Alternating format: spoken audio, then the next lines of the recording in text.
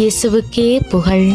இயேசுவில் பிரியமானவர்களே, இன்று நம் ஆண்டவர் எரேமியா 31 அதிகாரம் 14 வசனத்தினூடாக இவ்வாறு நம்மோடு பேசுகின்றார். என் மக்கள் எனது வல்லமையால் நிறைவு பெறுவர் என்கிறார் ஆண்டவர். வாழ்க்கையில் எத்தனை நிந்தைகள், எத்தனை போர்க்களங்கள், எத்தனை அவமானங்களை சந்தித்து கொண்டு என்றாவது ஒரு நாள் எல்லாம் மாறிவிடும் என்ற நம்பிக்கையோடு வாழ்க்கையை வாழ்ந்து கொண்டிருக்கிறீர்களா? இல்லாட்டி பாடுகள், வேதனைகளை பொறுத்து கொள்ள முடியாமலே என்ற மன பாரத்தோடு இருக்கிறீங்களா? ஆண்டவர் உங்களை பார்த்துதான் இவ்வாறு சொல்லுகிறார். என் மக்கள் நான் அளிக்கும் நன்மையினால் திருப்தி ஆவார்கள் என்று. ஆம் பிரியமானவர்களே, இதுவரை காலமும் எந்த ஒரு சந்தோஷத்தையும் நன்மைத்தனங்களையும் நீங்கள் அனுபவிக்காமல் இருந்திருக்கலாம். ஆனால் இன்று ஆண்டவர் உங்களுக்கு ஒரு வாக்கு கொடுக்கிறார்.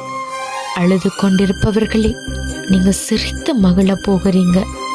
துன்பப்பட்டு கொண்டிருக்கிறவர்களே, நீங்கள் ஆறுதல் பெற போறீங்க. கடன் பாரத்தால் அவதிப்பட்டு கொண்டிருக்கிறீங்களா?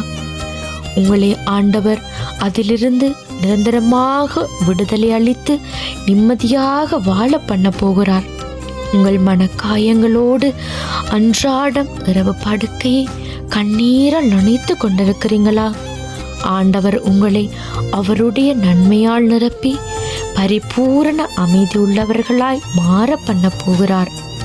இனிமேல் உங்களுடைய வாழ்க்கை சோலைவனம் போல இருக்க போகிறது.